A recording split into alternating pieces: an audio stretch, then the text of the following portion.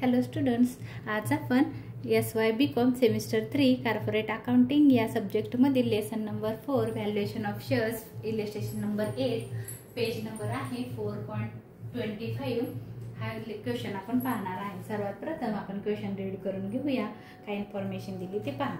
On 31st December 2019, the balance sheet of Dolphin Limited Delhi disclosed the financial position as follows.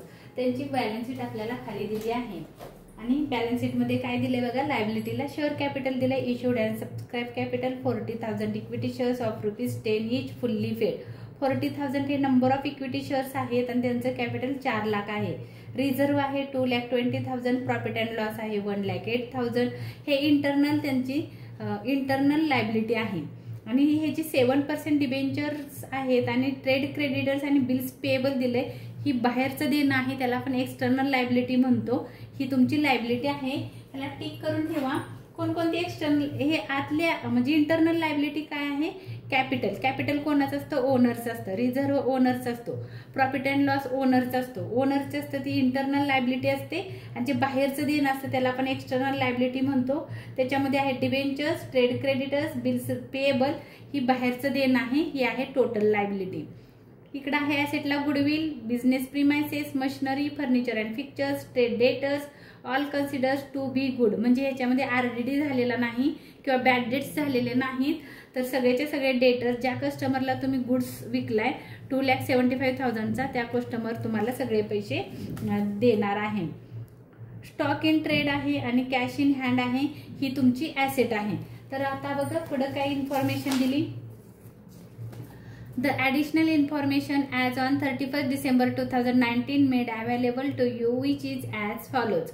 Asset where as valued as follows. Asset ची value आजच्या बाजारभावानुसार जी बदललेली आहे, आज किती आहे आपल्या ॲसेटची व्हॅल्यू ती इथं दिली। बिझनेस प्रिमाइसेस दिले, मशिनरी दिले, फर्निचर अँड फिक्चर्स दिले, गुडविल दिले, स्टॉक इन ट्रेड दिले, तर ही तुमची ॲसेट आहे। आपण नेट ॲसेट मेथडचा क्वेश्चन आपल्याला खाली दिलंय बघा, काय काय फाइंड करायचं आपण नंतर बघू। तर business premises, machinery, furniture and fixtures, goodwill and stock in trade, मी ह्याला इथं स्टार करून घेतला। Goodwill, business premises, machinery, furniture and fixtures आणि स्टॉक इन ट्रेड, म्हणजे ह्या ॲसेटमध्ये बदल झाला आणि बाकीच्या ॲसेट ॲज इट इज प्राइसला तुमच्या येतील, त्याच्यामध्ये कोणताही बदल झालेला नाही। त्याच्यानंतर आपल्याला दिलंय the net profit for the last 3 years were as follows. 3 वर्षाचा नेट प्रॉफिट दिलाय। नेट प्रॉफिट वरून आपल्याला एल बेस मेथडनी, ॲव्हरेज नेट प्रॉफिट मेथडने आपल्याला एका शेअरची व्हॅल्यू फाइंड करता येईल, त्याच्यासाठी इन्फॉर्मेशन आहे। ही इल्ड बेससाठी आहे आणि ही इन्फॉर्मेशन नेट ॲसेट मेथडसाठी आहे। त्याच्यानंतर खाली दिले of which 20% were transfer to reserve, this proportion being considered responsible in the industry in which the company is engage and बघा, म्हणजे त्यांनी काय सांगितलंय 20% अमाऊंट आहे ती रिझर्वला ट्रान्सफर करायची आहे। ट्रान्सफर टू रिझर्व 20% अमाऊंट तुम्हाला नेट प्रॉफिट मधून रिझर्वला ट्रान्सफर करायची आहे। आणि पुढे सांगितलंय and where is fair return on investment may be taken at 20%, म्हणजे रेट ऑफ रिटर्न्स आहे तुमचे 20%, रेट ऑफ रिटर्न्स 20% आहेत। You are required to calculate the valuation of each equity shares separately, म्हणजे काय करायचं आहे, वेगवेगळ्या मेथड तुम्हाला फॉलो करायचे। Ignoring taxations as per net asset method, yield base method आणि फेअर व्हॅल्यू मेथड, तिन्ही मेथडचा अभ्यास आपल्याला इथं करायचा आहे। हा क्वेश्चन तुमच्या दृष्टीने IMP आहे, तिन्ही मेथडचा सराव तुम्हाला ह्याच्यामध्ये चांगला होईल। सर्वात प्रथम आपण नेट ॲसेट मेथड फाइंड करूया। नेट ॲसेट मेथडमध्ये आपण काय करतो, ज्या ॲसेट इथं दिलेल्या आहेत ह्या बदल झालेल्या किमती आणि राहिलेल्या ॲसेट की ज्या तुमच्या इथं दिलेल्या नाहीत, त्याच्यामध्ये कोणताही बदल झाला नाही, त्या सगळ्या ॲसेटची टोटल करायची आहे आणि त्याच्यातून ही लायबिलिटी लेस करायची, म्हणजे तुमची नेट ॲसेट मिळेल। तर सर्वात प्रथम आपण नेट ॲसेट मेथडनी आन्सर फाइंड करू।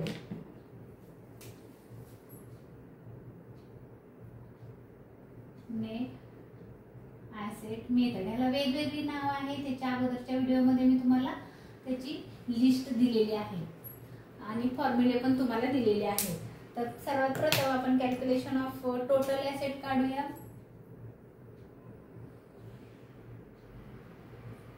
कॅल्क्युलेशन ऑफ नेट ऍसेट म्हटलं तरी चालेल तुम्ही. नेट ऍसेट कशी फाइंड करायची? सगळ्या ऍसेटची टोटल लेस लायबिलिटी ऍसेट. त्याच्यामध्ये पहिले आपण ज्या ह्याच्यामध्ये बदल झालेला आहे त्या घेऊया. बिझनेस प्रिमाइसेस,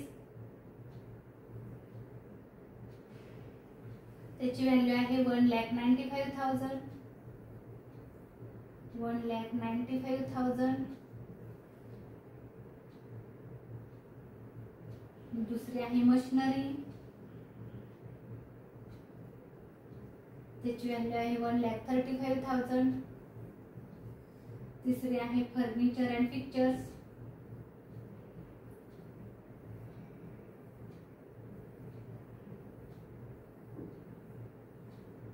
पिक्चर्स, अमाउंट आहे 20,000. त्याच्यानंतर दिले गुडविल, गुडविलची व्हॅल्यू आहे 50,000. त्याच्यानंतर आहे stock in trade,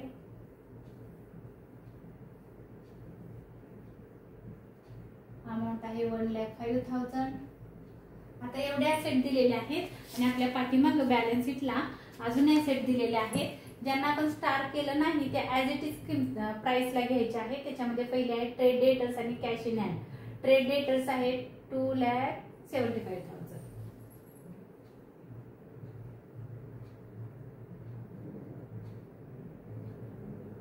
2,75,000 as it is किमतीला घ्या. आणि कॅश इन हँड लास्ट आहे cash in hand. Cash in hand ची व्हॅल्यू दिली 20,000 ऍज इट इज ठेवा, त्याच्यामध्ये कोणताही बदल झालेला नाही. तर ऍसेट आपली संपलेली आहे. ऍसेटची टोटल करायची, त्याला म्हणायचं total asset. Total asset, total asset आहे कॅल्सीवर तुम्ही कॅल्क्युलेशन करा. 8 लाख कॅल्क्युलेट करा कॅल्सीवर. लेस लायबिलिटीज, एक्सटर्नल लायबिलिटीज आहे. लायबिलिटीज मध्ये बघा कोणकोणत्या लायबिलिटीज दिलेल्या आहेत तुमच्या क्वेश्चन मध्ये. क्वेश्चन मध्ये लायबिलिटी दिले 7% डिबेंचर्स 1 लाख, त्याच्यामध्ये कोणताही बदल झालेला नाही. डिबेंचर्स 7% डिबेंचर्स, अमाउंट आहे त्याची 1 लाख रुपीज. त्याच्यानंतर 2 नंबरला आहे ट्रेड क्रेडिटर्स 90,000.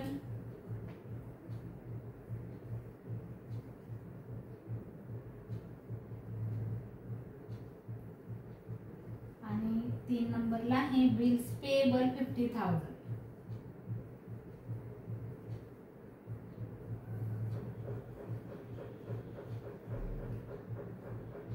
टोटल करायचे आहे. टोटल किती आहे ते बघा कॅल्सीवर करा. टोटल आहे 2,40,000. 2,40,000. 80,000 मधून 2,40,000 लेस करायचे आहेत. लेस केल्यानंतर येईल ती तुमची नेट ऍसेट. नेट ऍसेट 2,40,000 मधून 8 लाख मधून 2,40,000 लेस केले 5,60,000 आन्सर येईल तुमचं. त्याला म्हणायचं आहे नेट ऍसेट. ठीक आहे, नेट ऍसेट. नेट ऍसेट झाली. आता आपल्याला बघा एवढी तुमची नेट ऍसेट आहे, पण आपल्याला त्याच्यामधून काय करायचं आहे, प्रेफरन्स शेअर होल्डर जे आहेत ही नेट ऍसेट कोणाची असते तर मालकांची असते. मालकांची म्हणजे कोणाची? इक्विटी शेअर होल्डरांची असते. बट आपल्याला इक्विटी शेअर्स पण इथं दिलेले आहेत क्वेश्चन मध्ये.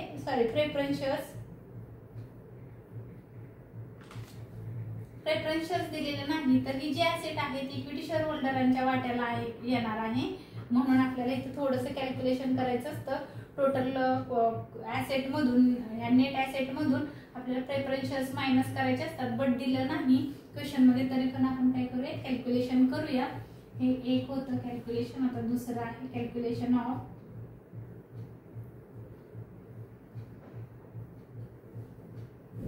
Fund available for equity share holder.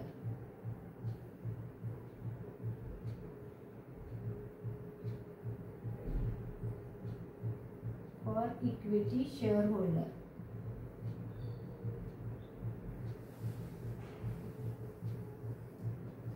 Equity share होल्डरांच्या वाट्याला किती डिव्हिडंड, किती व्हॅल्यू येणार आहे ते आपल्याला फाइंड करायचं आहे.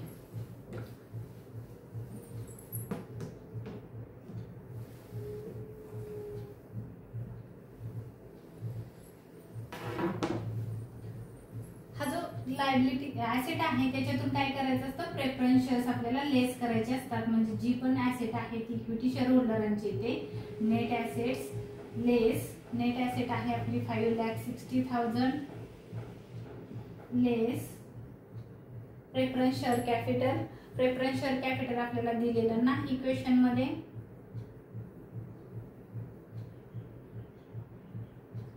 नील, तुम्ही इथे नील पण म्हणू शकता किंवा डॅश म्हणू शकता. म्हणजे जो पण फंड आहे 5,60,000 हा इक्विटी शेअर होल्डरांचा आहे.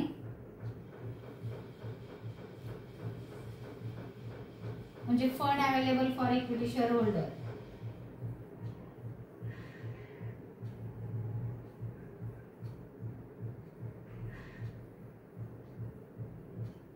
इक्विटी शेअर होल्डर हा जो फंड आहे तो कोणासाठी उपलब्ध आहे, तर इक्विटी शेअर होल्डरांसाठी आहे. फंड इक्विटी शेअर होल्डरांच्या वाट्याला एवढी ऍसेट आलेली आहे. त्यांची संपत्ती किती आहे equity share होल्डरांची, 5,60,000.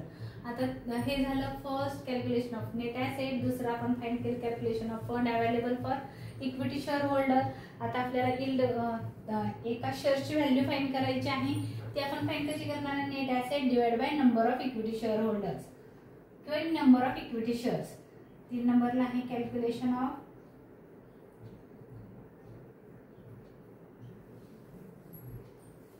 intrinsic value of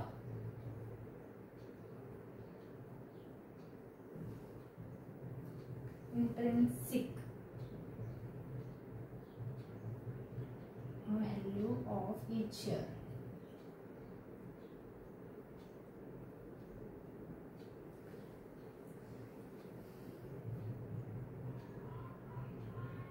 Each equity share. इन्सिंट्रिक व्हॅल्यू म्हणजे जी पण तुमची जी आता 5,60,000 आलेली आहे ही एका शेअर होल्डरांच्या वाट्याला किती संपत्ती येते ते फाइंड करायचं आहे. म्हणून इथं आपण म्हणणार आहोत जो पण फंड अवेलेबल होता तो फंड अवेलेबल आहे त्याला divide by number of equity shares येणार आहे. म्हणून fund available for equity shares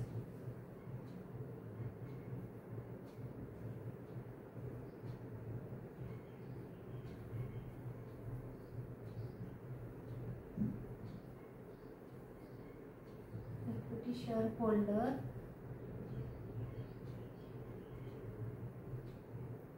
divided by number of shareholders किंवा number of equity shares.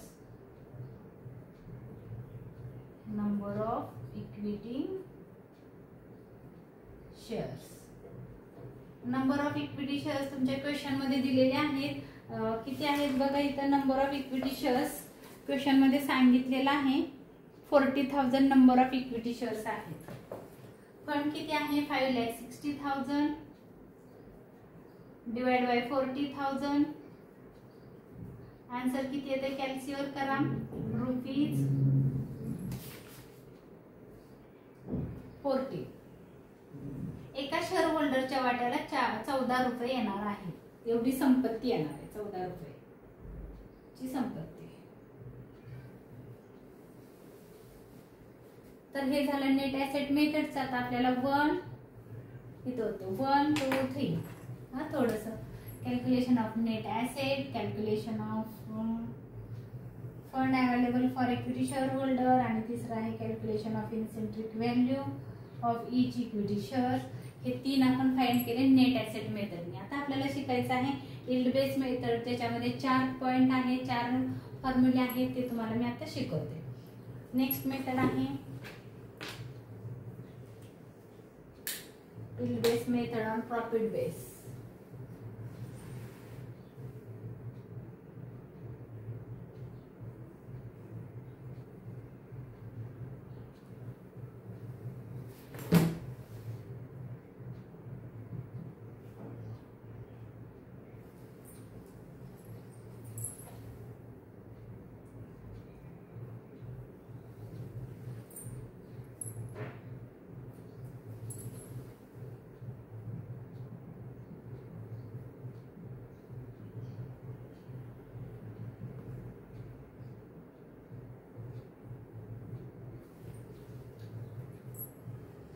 तर बघा आता आपल्याला इल्ड बेस मेथड शिकायची आहे.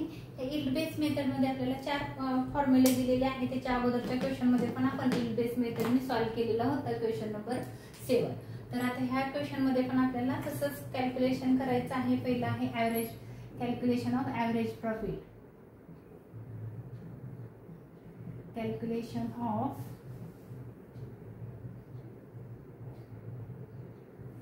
Average profit.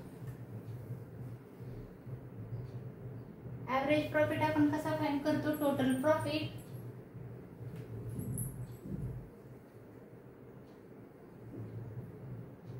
Average profit is equal to total profit less total loss.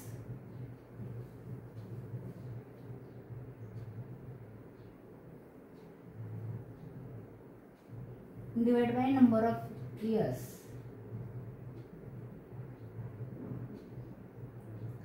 Number of years. Total profit question मध्ये 3 वर्षाचा दिलेला आहे. तुम्ही क्वेश्चन मध्ये बघा इथं टोटल प्रॉफिट दिलेला आहे किंवा नेट प्रॉफिट आपण म्हणू त्याला 1,13,000 plus 1,21,000 plus 1,26,000 1 2 3 divide by 3 years. म्हणजे तुमचा येईल average profit. Average profit is equal to, करून बघा कॅल्क्युलेटर किती आन्सर येतंय ते. ॲव्हरेज प्रॉफिट आहे 3,60,000, टोटल आहे त्याची 3,60,000 divide by 3. Average profit is equal to rupees 3 1 3 3 2 6 1 2 3 4 1,20,000 आला तुमचा ॲव्हरेज प्रॉफिट. आता आपण नंतर फाइंड करतो maintainable profit. Calculation of maintainable profit.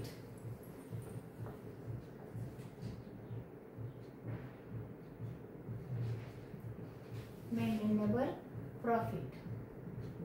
तर ह्याच्यामध्ये बघा कॅल्क्युलेशन ऑफ मेंटेनेबल प्रॉफिट आपण फाइंड कसा करतो? हा जो ॲव्हरेज प्रॉफिट आला त्याच्यावर त्यांनी क्वेश्चन मध्ये सांगितलेलं आहे 20% अमाऊंट तुम्ही काय करायचे आहे? रिझर्वला ट्रान्सफर करायचे आहे. आपण इथं अंडरलाईन करून घेतलेली आहे 20% अमाऊंट ट्रान्सफर टू रिझर्व. मग काय करायचं आहे? हा जो 1,20,000 ॲव्हरेज प्रॉफिट इंटू 20% अमाऊंट किती येते बघा? अमाऊंट येते त्याची 24,000. 24,000 आहे जर्नल रिझर्व. जर्नल रिझर्व आहे 24,000. मग काय करतो आपण? Average profit minus general reserve maintainable profit is equal to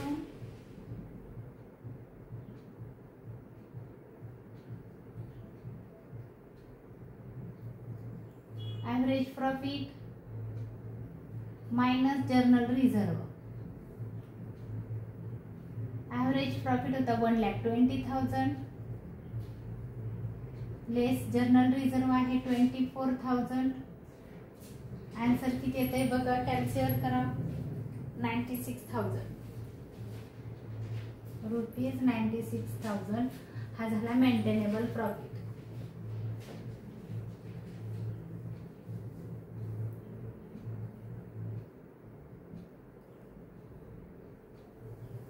आपल्याला मिळाला मेंटेनेबल प्रॉफिट. हा होता ॲव्हरेज प्रॉफिट. मेंटेनेबल प्रॉफिट झाला, ॲव्हरेज प्रॉफिट झाला. आता आपण काय काढणार आहोत? तर capitalised value of profit.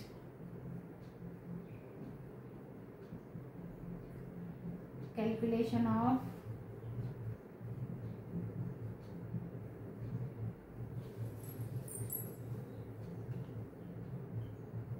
Value of profit. मग तो कॅपिटलाइज्ड व्हॅल्यू ऑफ प्रॉफिट कसा फाइंड करायचा? तर maintainable profit divide by normal rate of returns.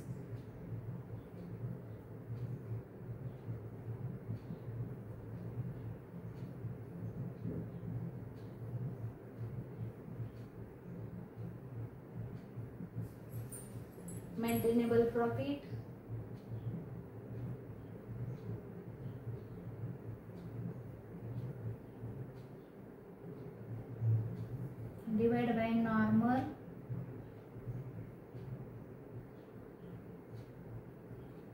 Rate of returns. Normal rate of returns 20% दिलेला आहे तुमच्या क्वेश्चन मध्ये. इथं आपण त्याला अंडरलाईन करून घेतलेले आहे. 20% हा नॉर्मल रेट ऑफ रिटर्न्स आहे. कॅपिटलाइज्ड व्हॅल्यू काढायची आहे. Maintainable profit 96,000 divide by normal rate of returns 20% into 100 आहे. आन्सर येईल तुमचं इथं 4,80,000.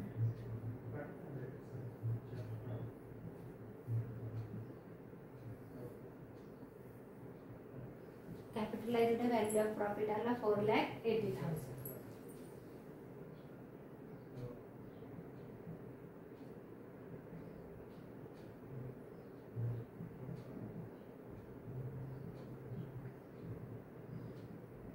Is equal to 4,80,000. आता 4 नंबरला आपल्याला कॅल्क्युलेट करायचं आहे एका शेअर होल्डरला किती प्रॉफिट. तर शेवटचं कॅल्क्युलेशन आहे यील्ड बेस मेथडचं calculation of value of each equity shares.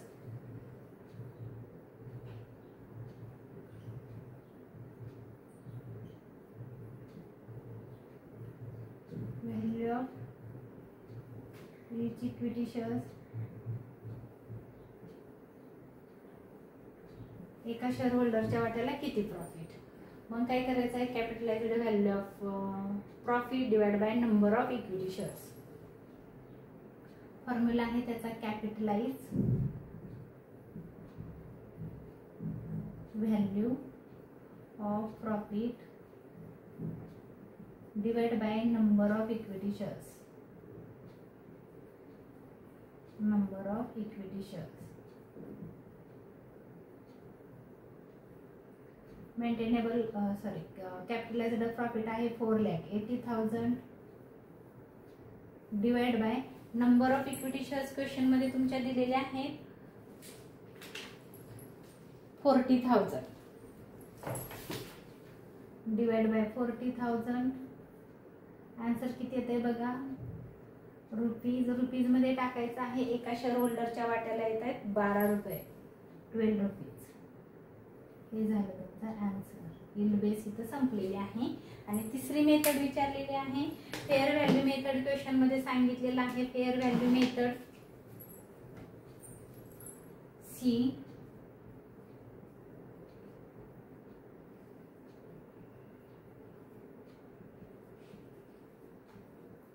Fair value method. ह्या मेथड मध्ये काय करायचं आहे जे तुमच्या नेट ऍसेट मेथडनी जी आन्सर आलेला आहे नेट ऍसेट मेथडनी जे आन्सर आलंय ते आणि हे आन्सर या दोघांचा प्लस करायचा आहे आणि डिवाइड बाय 2 करायचं आहे. मग तुमचा आन्सर फेअर व्हॅल्यू मेथड सोपी असते. बट क्वेश्चन मध्ये जर फेअर व्हॅल्यू मेथड विचारली तर नेट ऍसेटनी पण आन्सर काढावं लागतं, यील्ड बेसनी पण आन्सर काढावं लागतं. त्याच्याशिवाय फेअर व्हॅल्यू मेथड निघत नाही. तर फेअर व्हॅल्यू मेथडचा फॉर्म्युला आहे value of each equity shares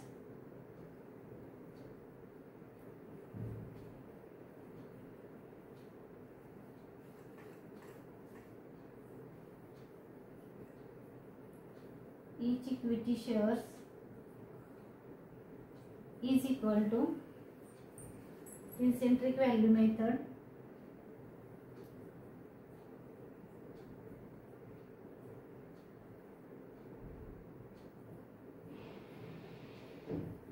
intrinsic value plus yield value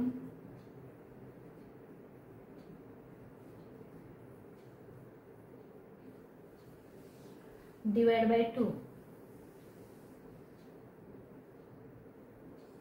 plus करतोय बघा ही व्हॅल्यू आणि ही व्हॅल्यू म्हणून डिवाइड बाय 2 1 आणि 2.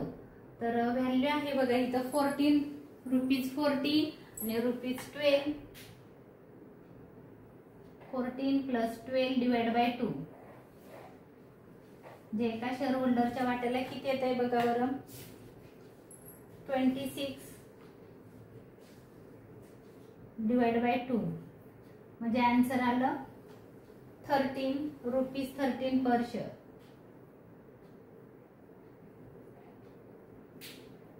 एका शेअर होल्डरच्या वाट्याला येणार आहे 13 रुपीज. क्वेश्चन चांगला करा. हा यांचा क्वेश्चन आहे. हा क्वेश्चन आला की तुम्हाला हा लेसन समजेल. हा व्हिडिओ माझा आवडला असेल तर लाईक करा, शेअर करा, सबस्क्राईब करायला विसरू नका. धन्यवाद.